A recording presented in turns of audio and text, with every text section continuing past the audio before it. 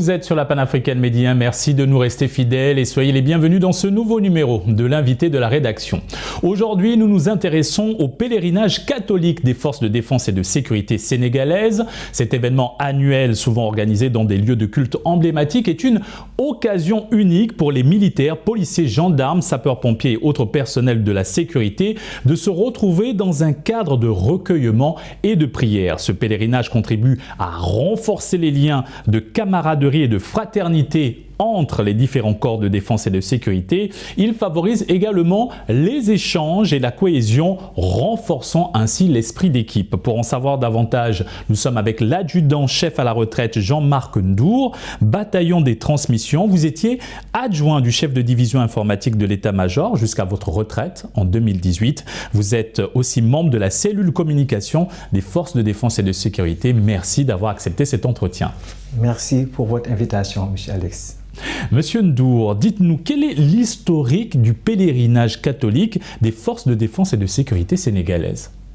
En fait, en 2016, la douane, qui était organisée en interne, les catholiques de la douane, était organisée en interne avec la collaboration de l'Église catholique et faisait des œuvres sociales. Et ils ont voulu donc contacter l'évêque à l'époque,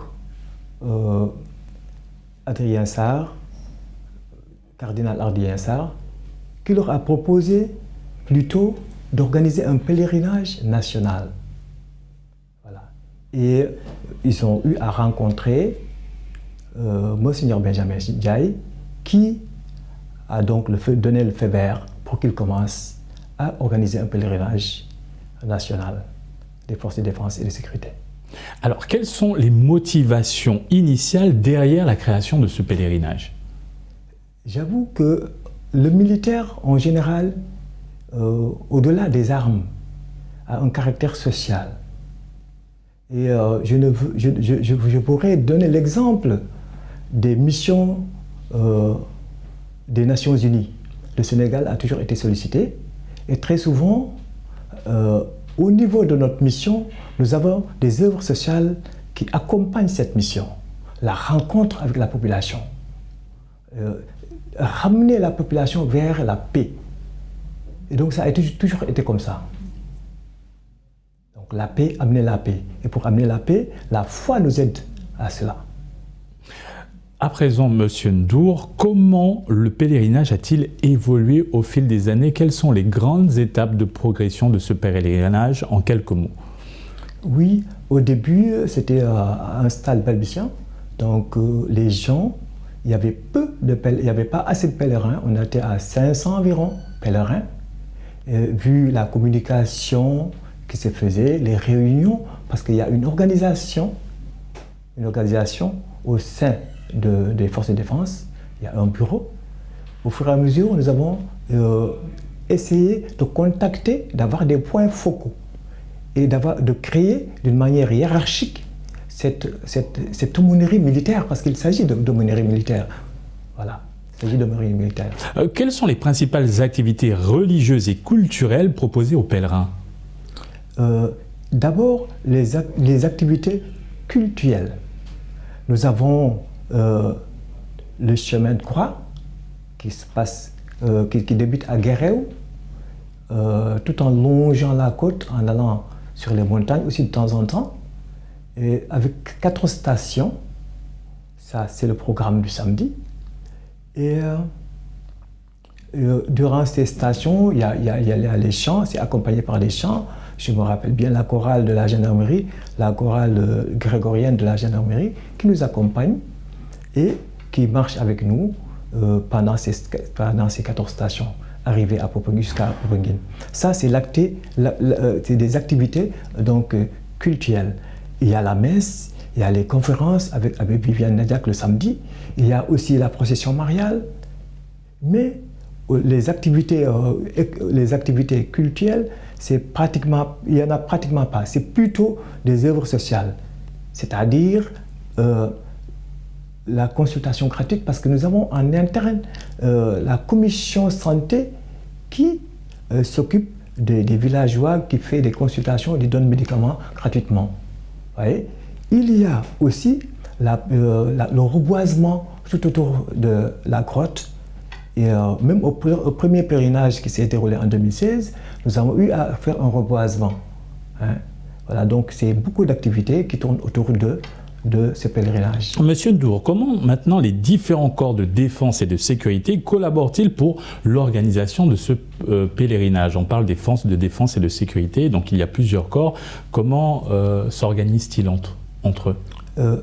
D'abord, il y a des notes de service qui ont été envoyées au niveau de chaque corps de défense et de sécurité pour l'autorisation de ces hommes à participer à ce pèlerinage. Et nous avons un bureau dans lequel se trouve l'ensemble des différents corps. Chaque corps est représenté. Et c'est ces représentants qui donnent l'information par rapport aux autorités de leur corps d'origine.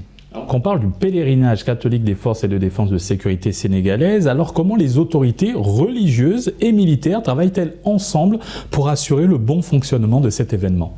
D'abord, nous avons un appui logistique, les véhicules, un appui financier. Nous avons aussi des autorités qui viennent même participer au pèlerinage de défense et de sécurité. Au niveau religieux, nous avons une organisation hiérarchique, je disais donc, où nous avons à la tête l'évêque Martin Boukartine, qui est le représentant hiérarchique.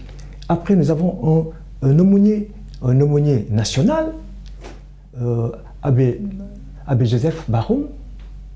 Et au niveau diocésain, nous avons des prêtres aumôniers diocésains. Et ces prêtres aumôniers diocésains collaborent directement avec des points focaux. Au niveau CEB, Communauté ecclésiale de base, nous avons des représentants qui font le relais avec le bureau, qui travaillent avec le bureau à la base. Quelles attentes particulières pour cet événement cette année? Quelles sont vos attentes en termes de mobilisation et de participation des forces de défense et de sécurité? Beaucoup d'engouement, beaucoup d'activités, beaucoup de participation à la prière, une ferveur. Nous attendons vraiment une ferveur, que les gens viennent pour prier, que les gens soient là, qu'ils collaborent, qu'ils sympathisent, qu'ils se familiarisent et qu'ils prient ensemble Marie. Selon vous, qu'est-ce qui explique le succès de ce pèlerinage, qui est annuel, nous le rappelons? Mais l'amour de vénérer Marie, l'amour de se rassembler, de communier ensemble et de prier ensemble. De se rencontrer, parce que tu peux rester pendant des années, tu ne vois pas un de tes copains qui est de l'autre côté, qui est affecté à une autre structure, mais le pèlerinage est l'occasion de communion, de rencontre, de prier ensemble et de demander la paix, parce qu'en général, les thèmes tournent autour de ça. L'amour, la paix, avec Marie. Vous avez parlé de panels qui seront organisés dans le cadre de ce pèlerinage. Quels sont les aspects que vous souhaitez aborder durant ces échanges? Le thème principal, c'est la Vierge Marie. Et donc, le samedi, vers 21h, il y aura donc une conférence avec Abbé Viviane Nadiak. Il va faire une conférence sur la Vierge Marie. Voilà. Donc, c'est les thèmes en général abordés. La Vierge Marie, l'apport que la Sainte Vierge Marie a au niveau des forces de défense. Cette année, Monsieur Ndour, le pèlerinage est accompagné par l'ambassade du Royaume du Maroc. Qu'en est-il de leur contribution à ce grand événement? Justement, la première contribution, c'est justement de nous avoir invités ici, à ce plateau. Ce qui n'était pas aussi évident. Et donc, vous contribuez. Et chaque année, je dis bien chaque année, nous sommes accompagnés par Médite 1 TV. Et ça, c'est très fort. C'est très fort. Merci, Monsieur Ndour, pour cet éclairage et encore merci d'avoir accepté cet entretien. Merci beaucoup.